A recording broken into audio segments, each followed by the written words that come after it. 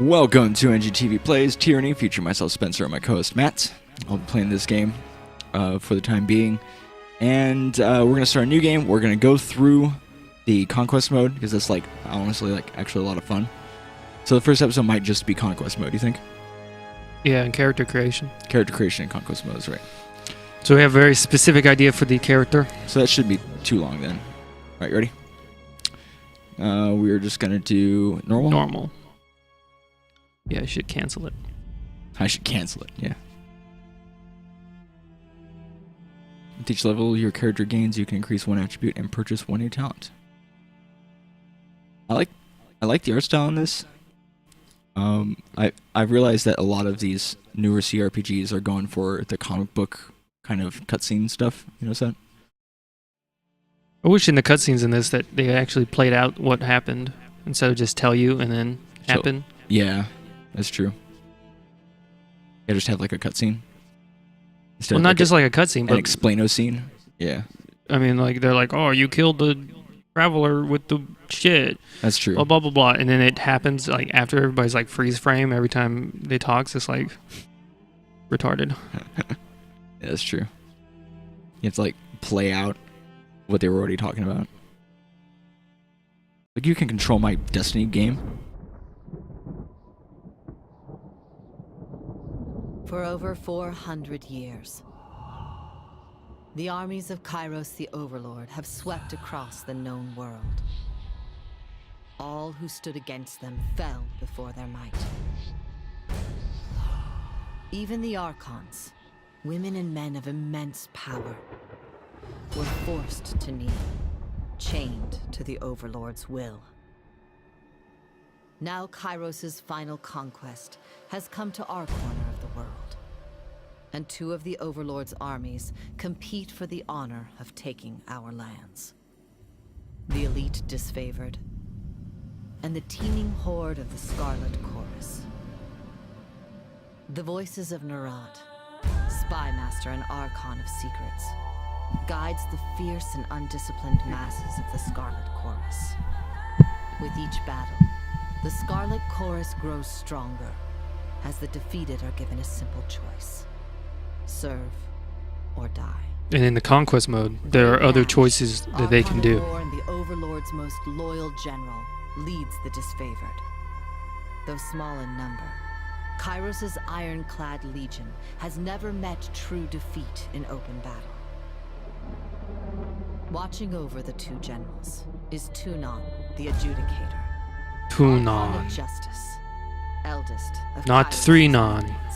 Not 1 Tunon non. brings Kyros' Tunon. laws to newly conquered lands. 3-non is the next one. Aided by the Fatebinders, judges and executioners of the Overlord's laws. You were among the youngest of the court of Fatebinders when Kyros' armies came to our lands.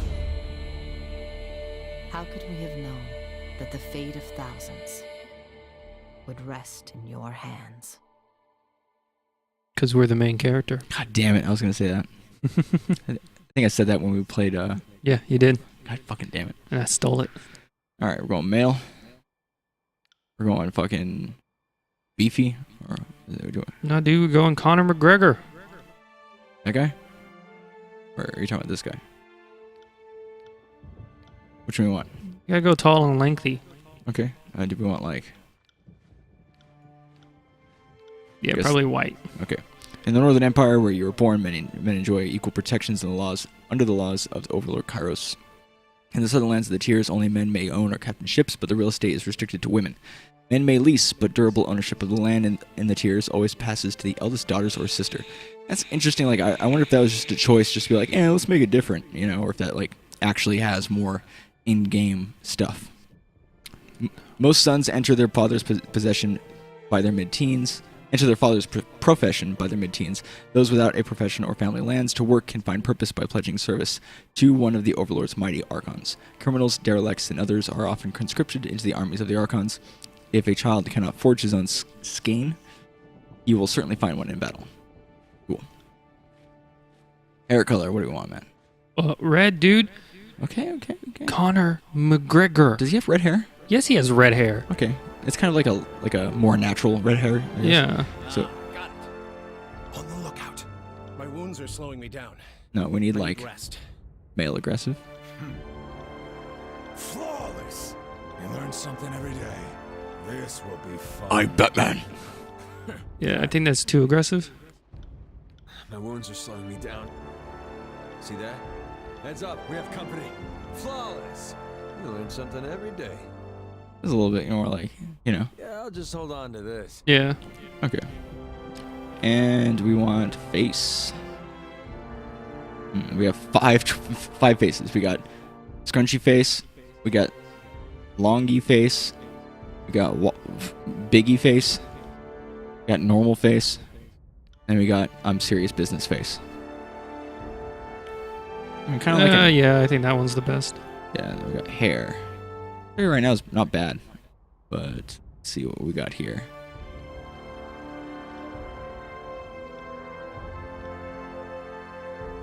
Does that look like Conor McGregor to you? I don't know. Right now, in my mind's eye, I cannot see what he looks like for some reason. Like, kind of. It's weird. So, Matt, just guide my hand.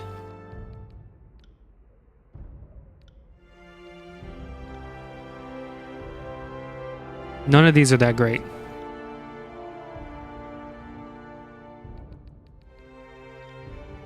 I mean, I think he would go for a hairstyle like this more so than any of the other ones. Yeah. I think we'll stick with that one. And then beard. Yeah, he has a beard. Yeah, he has like a goatee, right?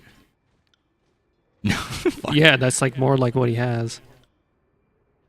Okay, maybe Conor mixed with a little Obi-Wan. I know, it's so Obi-Wan. Oh. Less Obi-Wan.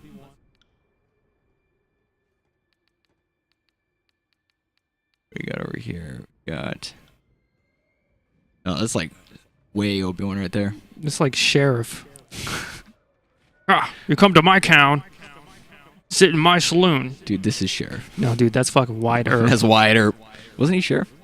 He was. Ha, checkmate, bitch. What do you think, this one? Yeah.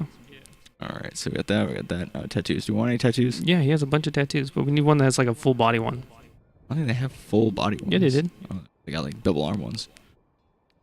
We need like chest. The hand of face. Now goes in the arm. It's on his hand. Ah.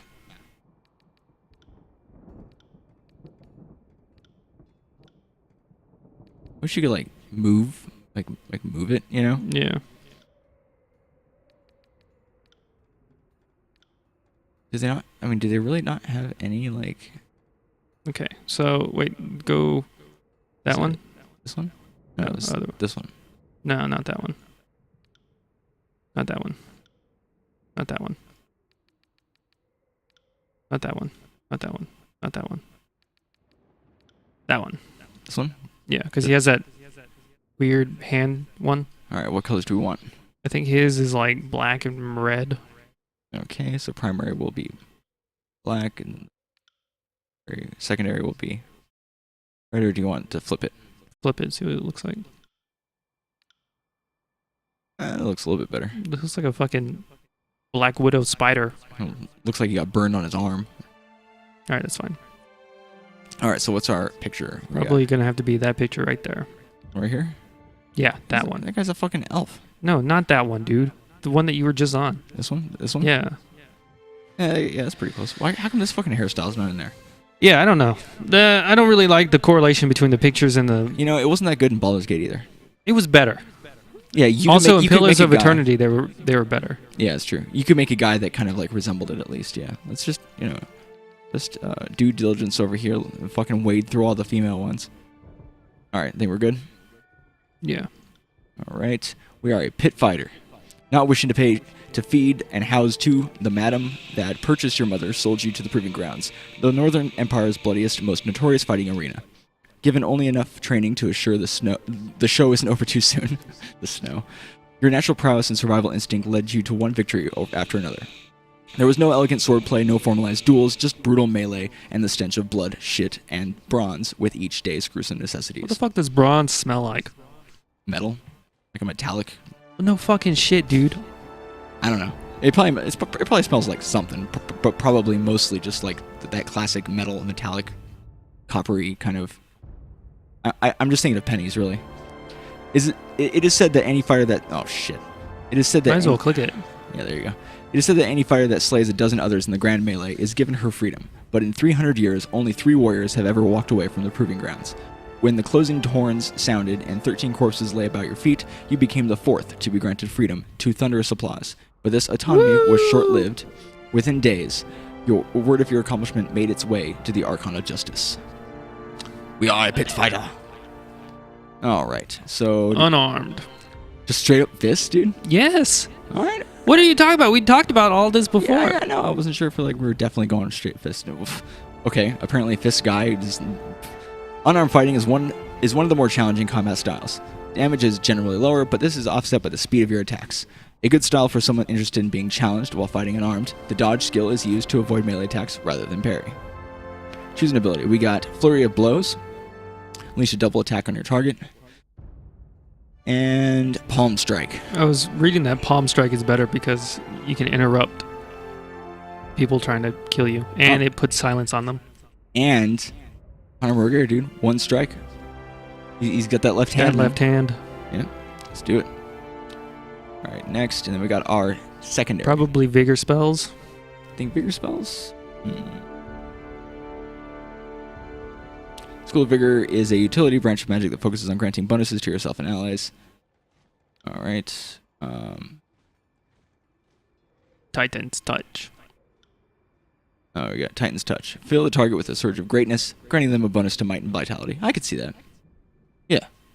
I mean, unless you were thinking you go unarmed again. Double down on the unarmed. Oh, we just get Flurry of Blows. Yeah. Oh, shit. What do you think? Double down on the unarmed, or give ourselves some,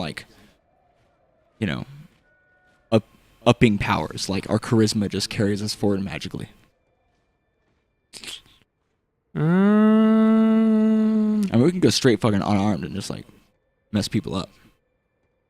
I just have a feeling that that's not going to happen. So we should go Vigor.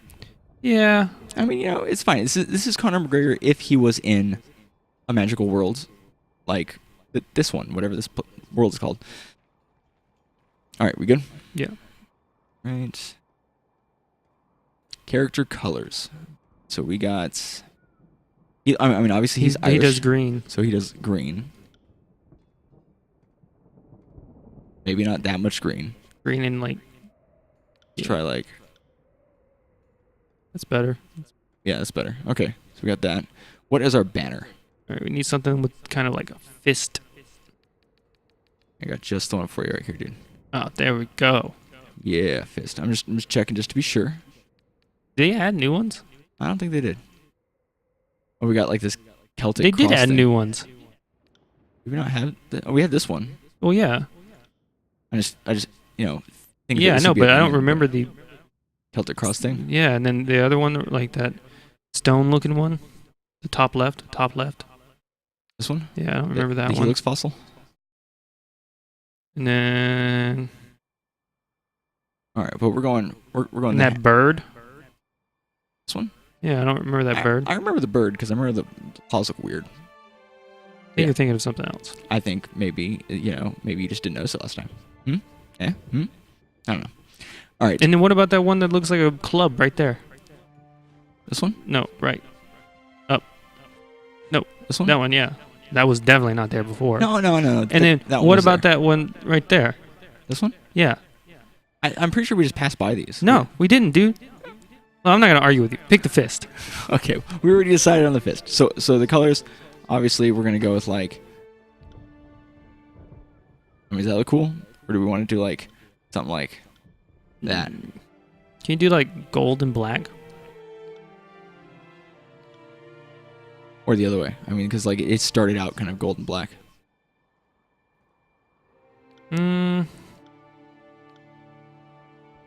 Black and black, just a fucking black banner. When you see the fucking just irregular, is there a symbol on that? Is that a symbol? Oh shit! Oh shit! It's Conor. I mean, I kind of like green and black.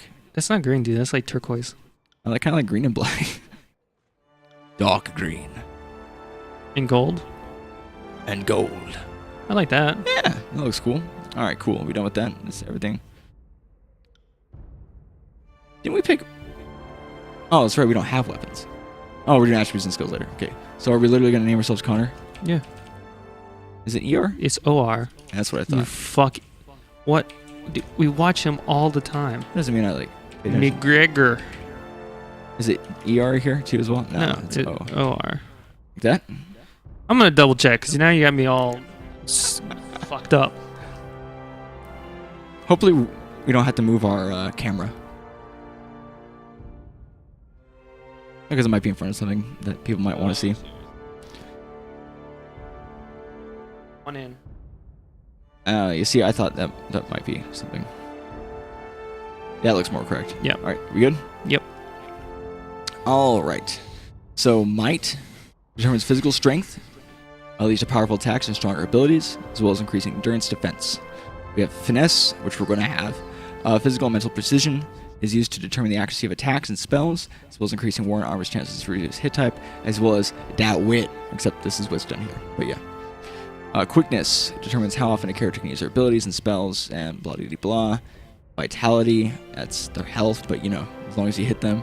You know, Unfortunately, Conor McGregor's not a championship fighter, so he doesn't really go down to 5 rounds.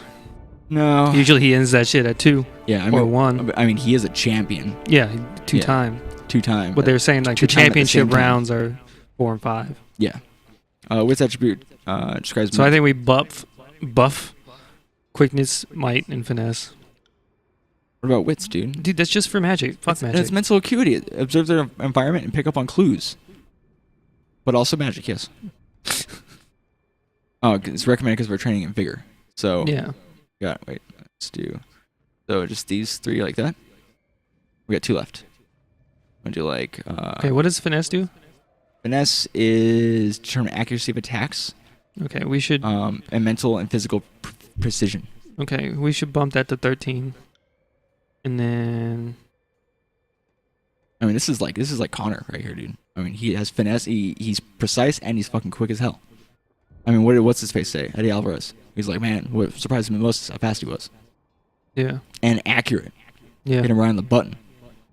Do we want to have might at 12, or do we want to put that and just like up it even more, or is this good? Yeah, I think that's fine. Alrighty, cool. Here we go.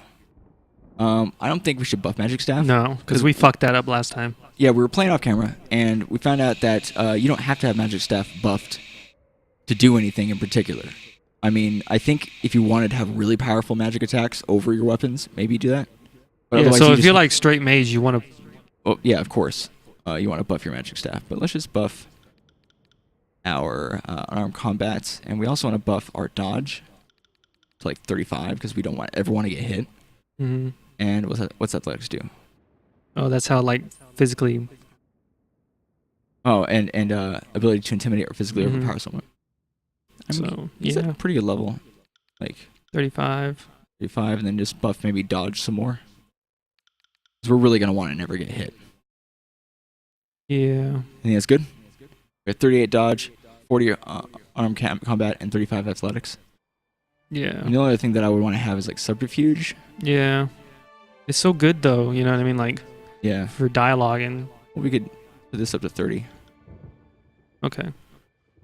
That's the only like dialogue specific one, and we're gonna keep control vigor down for right now. We're gonna go more on the unarmed, and then bring that kind of as like a second, right? Yeah, that's mainly just to buff us. Yeah, It's not So- really for anything else. we're not gonna be a team player with it. We're just gonna buff ourselves probably.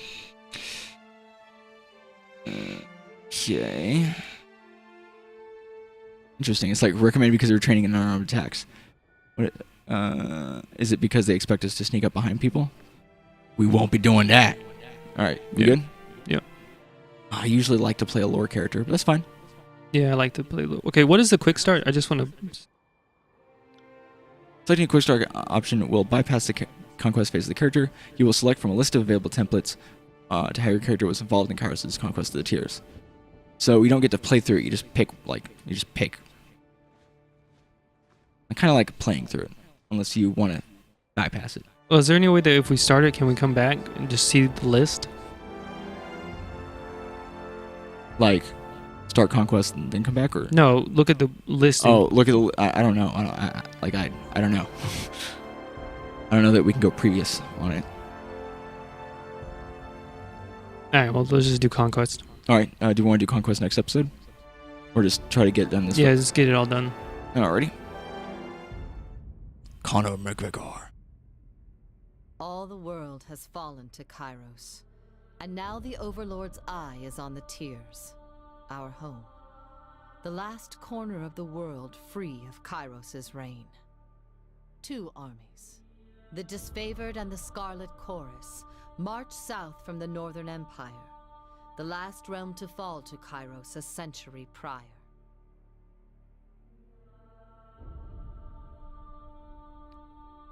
In the early days of 428, Kyros' armies arrive at the Gates of Judgment, the mountainous border that we Tearsmen so long believed unassailable. Unable to agree on a unified plan of defense, the various leaders of the Tears sit and wait for each other to deal with the conquerors, until it's too late. I always like how it tells a story from the perspective of, like, the good guys. Yeah, the people getting taken over. Yeah. During the conquest, you will decide your character's actions during Kyros' invasion of the Tears, shaping the world through which you will adventure over the course of the game. Each choice you make affects your character and how major factions of the Tears respond to you. Your decisions matter. Choose wisely. 428, Year 1 of Kyros' conquest.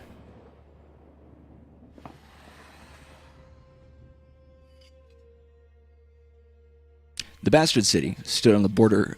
Stood on the northern border between Kyros' empire and the Tears. Built upon a natural harbor at the crossroads between realms, the city was a nexus of commerce. To the Tears, it was the center of all wealth. To a northerner, it was little more than a backwater trading post. Its symbolic status as a gateway to the continent made it a natural first target in Kyros' military conquest. Circumstances were ideal for you to prove your worth as a soldier in Kyros' armies. Taking the city would send a message to the rest of the Tears. Kyros' will is insurmountable. Okay, so there are 2 factions that we're going to be playing between here, the Disfavored and the Scarlet Crusade. Do we want to go more in one direction than the other? No, we'll just pick what Conor McGregor would pick. Okay. So as much as we know about him so as a person. We're good friends, so I think we have quite an understanding of his psyche. Of course. Both armies sent their forces to prepare the way, and in the first major engagement of the war, Kyros' armies crossed the mountains and established a foothold. Remember, you can look at both of these. Yeah. History would remember the Gates of Judgment as the first battle of the conquest, but the real battle unfolded with advanced units of both armies preparing for the coming war. The Disfavored and Scarlet Chorus each had a plan to infiltrate the capital city. Which army did you join? So we could just go straight at the city, and we could join either the Disfavored, aid the Disfavored scouts, or conscript enemy fighters for the Scarlet Chorus. And here we have the armies of Kyros took the battle to the Gates of Judgment, trumpeting the opening call of the conquest of the Tears. The 2 armies, the Disfavored and the Scarlet Chorus, brought their distinctive sense of order and chaos to the assault. You went to battle alongside the army whose approach best suited your strengths. We have joined battle alongside the Disfavored or joined battle alongside the Scarlet Chorus. You can click those and it tells you what you did. You rushed with the chaotic mass of the Scarlet Chorus, flanked by the Bastard City's army. Flanked the Bastard City's army and drove them to flee. So here we have... It just tells you what those are. Yeah. But we were explaining who they were before.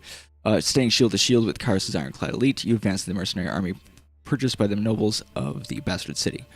The Legion wanted to send a message to the Tears that superior breeding and disciplined training would win the day. So probably that. This one? Although we're not really shield to shield.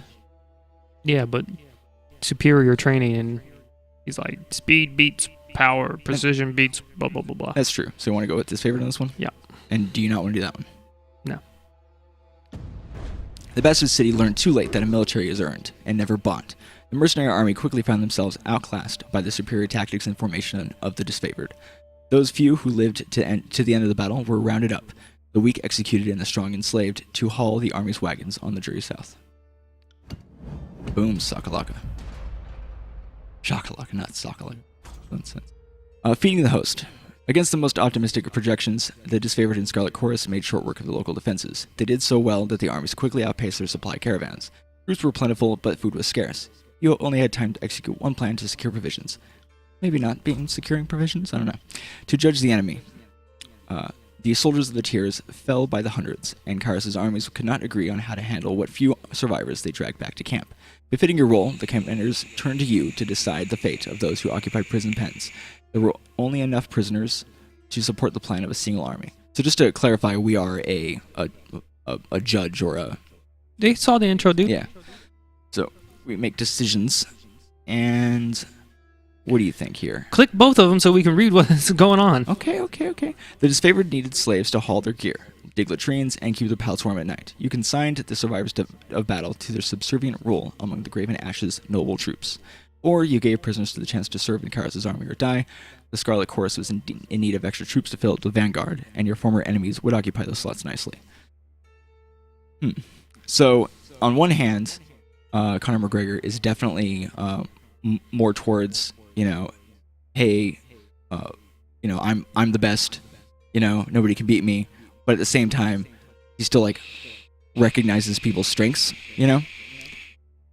And in this one, I could kind of see it because it's like, hey, you guys are gonna be my bitch, Yeah. And then this one is like, oh, if Strategically is better. Strategically is better here, but then this one, do you want to go with the disfavored on this one? No, I meant strategically is better for the Scarlet Chorus. Yeah, for extra troops. Was that the one that you are That's what I'm leaning towards. leaning towards? I was thinking that as well, just because he has that Irish fighter side as well. So you don't want to completely ignore that. So do this one. Mm-hmm. You armed cooperative ex-soldiers with scrap weapons and tossed them into the vanguard of the next Scarlet Chorus assault.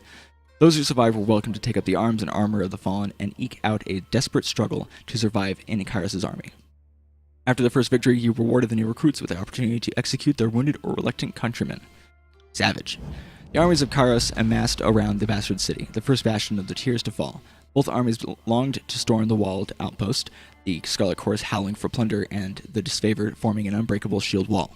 Your prowess on the field of battle had carried them this far, but there was one more step before total victory. Both of the armies had inspired schemes to take the bastard city. Which do you support? We have assaults in the main gates. I can click these, yeah. Yes. You joined the disfavored vanguard in a direct assault upon the city's gates. No fortification would stand before the unstoppable legion. You joined the Scarlet Chorus in setting fire to the city and blocking the gates. The defenders would surrender or burn. Or you led a mixed band of disfavored and Scarlet Chorus scouts over the city walls to sabotage its defenses. And here we actually get abilities. We get Warrior's Respite. Stand your ground in the face of defeat. During this time, you will regenerate health rapidly, but your damage is significantly reduced. We have Searing Palm. Gather heated energy into your hands and release it onto a foe. They ignited flames, but this is not a type of magic that we know or are good at. And then Concealing Shadows. Create a cloud of obscuring shadows and dust for a short duration. Enemies who use physical attacks against you have a significantly increased chance to miss. And you will also be less effective. So which do you think better fits? I kind of like this, Yeah. but then also, I'm not saying Conor McGregor is evil, but I'm also not saying that he wouldn't, enjoy defeating 100% his enemies. If he doesn't feel like it's worth to fight them, then this might be the best option. Or the scouts. I'm not sure that he's the scout over the sides type. I say the disfavored. Think the disfavored? Yeah, because the ability is good too. That's true. Yeah, that is good. All right. With heroic courage and legendary determination, the disfavored battered the gates of the bastard city to splinters. Those who fell under the consistent hail of arrows or cascades of boiling pitch left the battlefield temporarily, only to appear hours later as Archon Graven Ash's protection healed their numerous wounds. In time, the gates gave way, and Kyros' forces spilled inside the city walls with resounding cheers of victory. Took that shit by force, could not hold us back. Last time it like spikes came up through it. Yeah, we did some... Oh, that might have been the second city.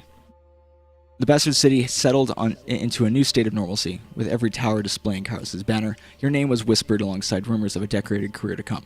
The armies divided into two fronts and migrated south. Tunon sent word that you were to join the next frontier of Kyros' conquest, either as judge and overseer of the settlement of Lethian's Crossing, or as a war advisor, with the armies advancing into the realm of Apex.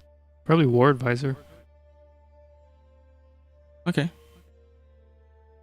Let's see here, what is this? Deposits of iron in the settlement. It's a strategic war asset. Kyros sent the forge-bound smith. So this is where we get the forge-bound iron, and then this is Okay, so we're taking like the central valley. Mm-hmm. You want to do this one? Yeah. Taking a totally different route than we did last time. 429, year 2 of Kyros' conquest.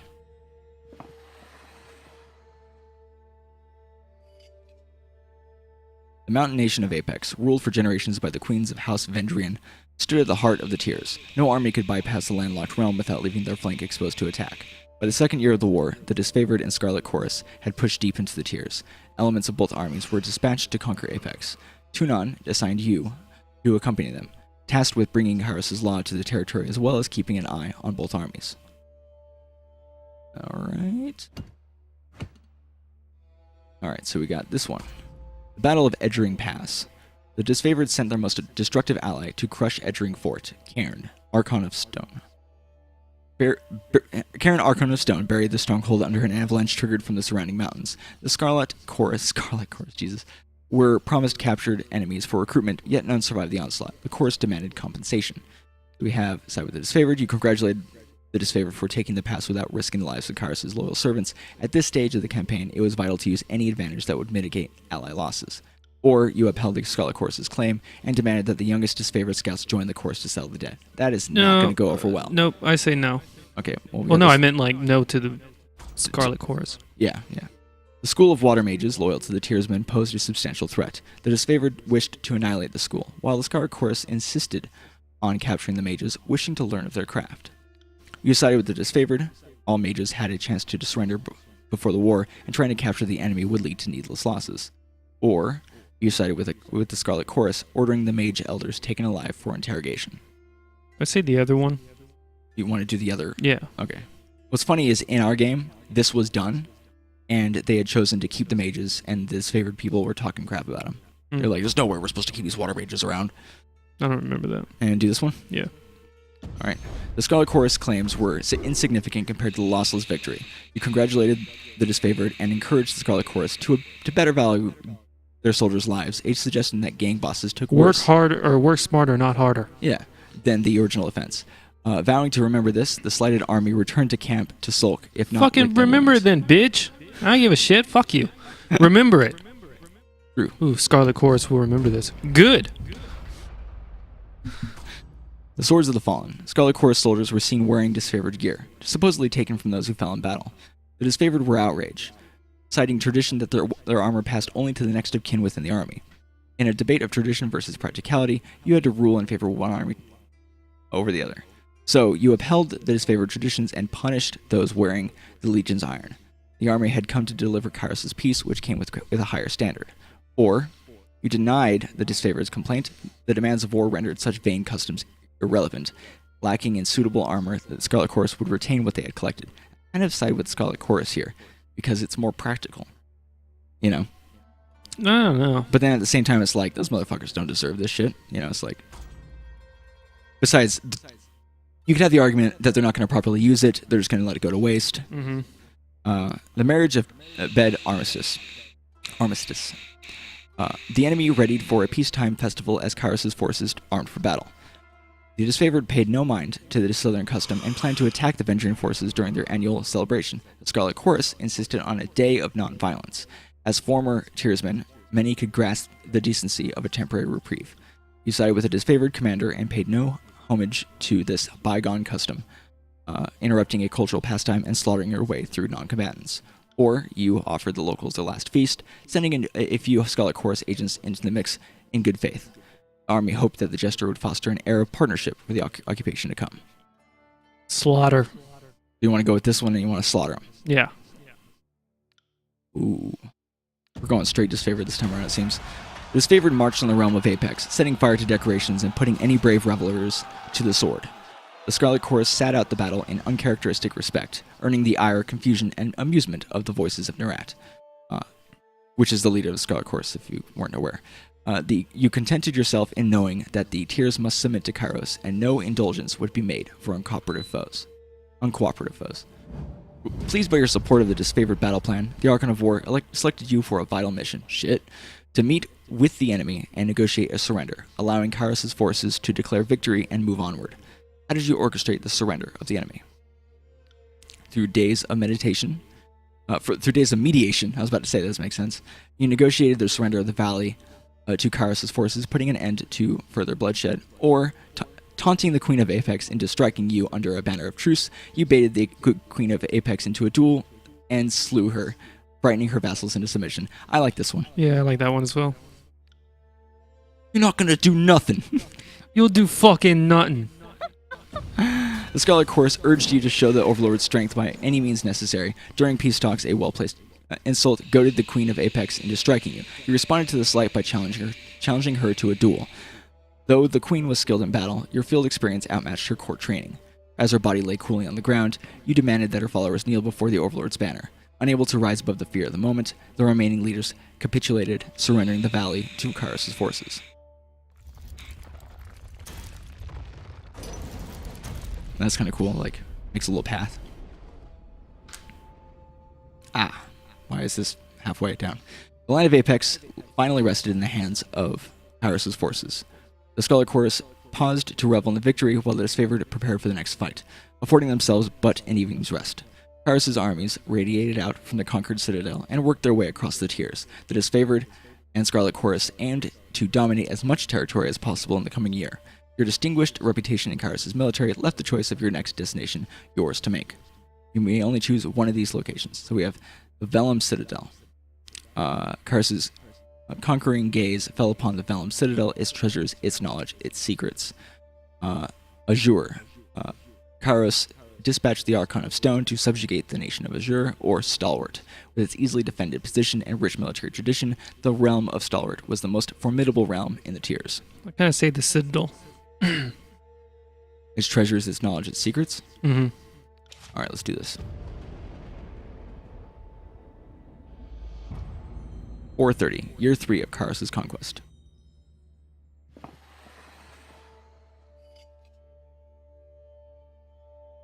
The Vellum Citadel was an archive and library of massive scale.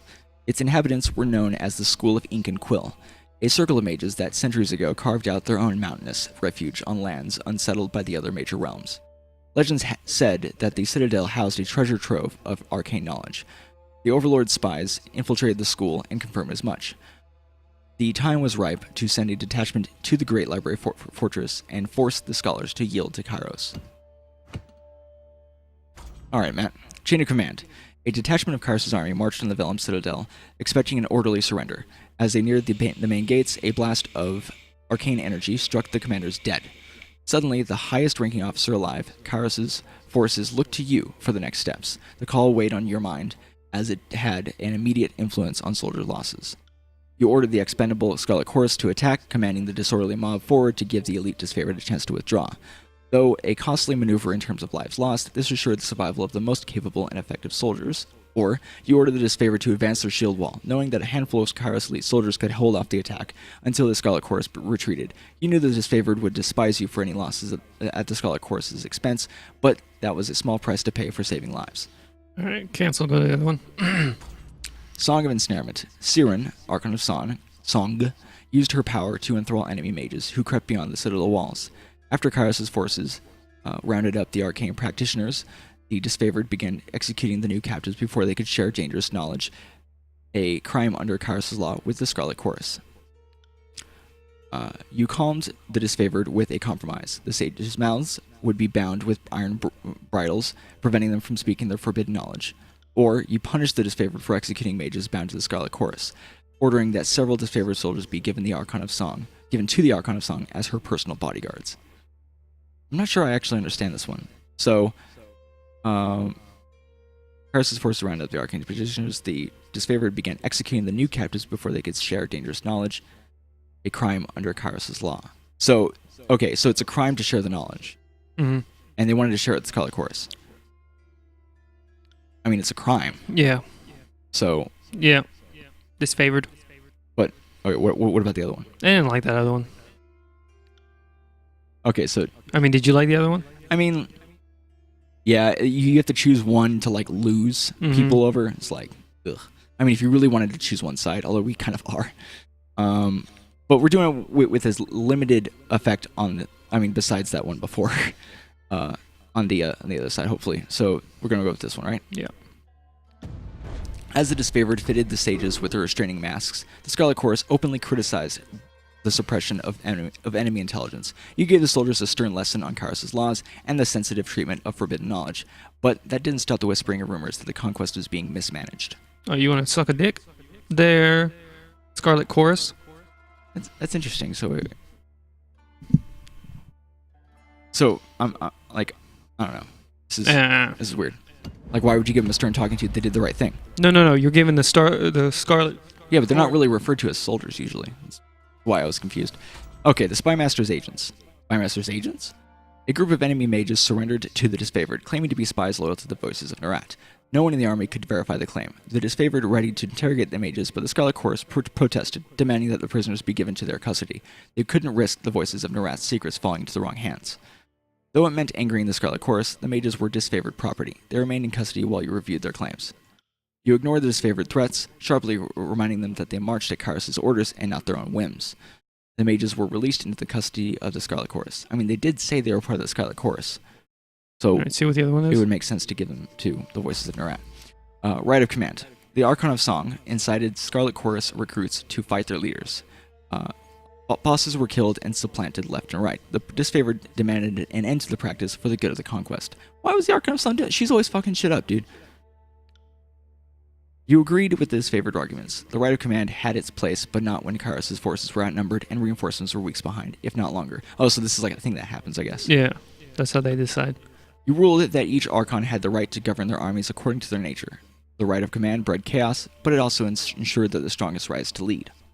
He's kind of on the side of like strongest coming forward. Yeah. So this kind of makes sense. Do we want to go with this one and just say rule with this one right here? Yeah. Okay. Your keen understanding of their ways pleased and surprised the Scarlet Chorus detachment, who thanked you for the ruling. The following evening, 2 gang bosses were murdered in their palace and replaced by stronger variants, who fought hard to defend their status. Though the camp grew quieter over time, the chorus fought with twice the ferocity under new leadership. Yes, please. Food and morale dwindled as the siege party realized the enemy would win this war of attrition. Tunon sent word that Kyros' patience had run thin. The Overlord would cast an edict of fire on the enemy. The parchment arrived in a slender case of engraved iron. Written on it, the words of a spell powerful enough to destroy the Vellum Citadel. You had the choice of when to read the edict. Reading it at sunrise would offer your enemies no warning of the devastation to come. You could also wait until sunset, giving them ample time to flee or make amends. Opting to give the enemy no quarter, you proclaim the Edict of Fire at the first moments of dawn, granting the enemy no warning of the destruction to come. Though the chorus insisted your actions doomed their spies, the disfavored applaud your decision. Claiming that they still had spies within the Citadel, the Scarlet Chorus urged you to warn the mages of the Overlord's edict. Granting their request, you met with the enemy under the blue flag of peace and warned them of their doom, giving the chorus spies and the enemy a chance to run. I say burn them. You should have gotten the spies out before. I thought the spies were already getting out in the other one. I mean, like, what's up with that? Did we go with this? Yeah. You read the edict as the new sun rose behind the Citadel. Casting a long shadow in its wake, you were the last person to see that Hall of Knowledge, the moment before the devastation. The earth shook and red-orange light glowed in the foundation of the sprawling Citadel, bubbling up from under the library. A torrent of lava, heaved with explosive force, gushed from the windows and between loose bricks, melting hostile trenches in the surrounding land. The mages awoke to smoke and fire. For most, it is already too late. Only a handful of bewildered mages escaped the smoldering collapse of the massive library fortress. Kyros' will be done.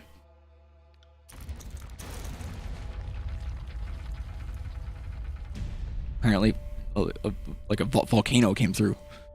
The armies of Kyros left the devastation of the Vellum Citadel in silence. From that day forward, the Tears became known. It came to know the once noble Citadel as the Burning Library. This was an undisputed loss of resources, knowledge, culture, and life, but a message had been sent. The Overlord will not tolerate defiance.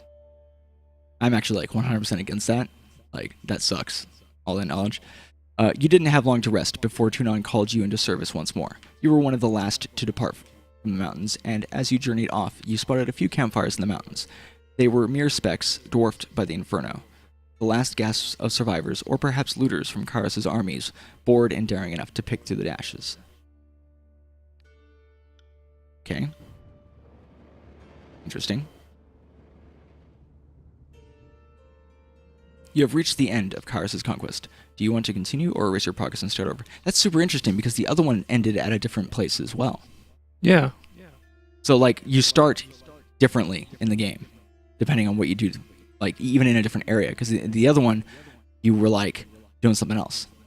And here you, like, ended and you were going to do one last thing, and then you saw some, like, fires and stuff. Mm-hmm. All right. Do you want to end the episode and then click Well, no, continue? let's continue and then... Okay. Hold shift to issue multiple commands to a party member. They will execute their commands in the order that you issue them. That's actually super useful, and I wish they would have told us that, like, in the game. I mean, besides this. Like, you're fighting and you have people, and they're like, oh, by the way, you could hit shift. You know, they probably do. Because they have the little multiple page thing. I don't remember. The year is 431, and Kyros' invasion has shattered all major opposition in the tiers. The Younger Realms, the Bastard Tier, the Free Cities. All who defied Kyros lay broken by battle, or bowed in surrender. The two armies of the Overlord, the Disfavored and the Scarlet Chorus, now control our lands. But our will is not yet extinguished. Not until... It will be. In the Valley of Vendrian's Well, those of us unwilling to bow to Kyros have banded together in defiance. Just bow, bitch. Violating an oath of surrender from 2 years prior, we have staged a bloody uprising, murdering the Disfavored and Scarlet Chorus garrison in a midnight assault. The fuckers. With their main forces spread across the tiers, the Disfavored and Scarlet Chorus redeploy to Vendrian's Well to crush the resistance. But months pass with no definitive battle. As disagreement and discord paralyze the Archons, we bide our time and wait for our message of insurrection to spread across the tiers. The Overlord is not amused, and Kyros has one message for the Archons: crush the Oathbreakers or die. Kyros backs this threat with an edict, a magical commandment that can slay all in the valley should the order be ignored.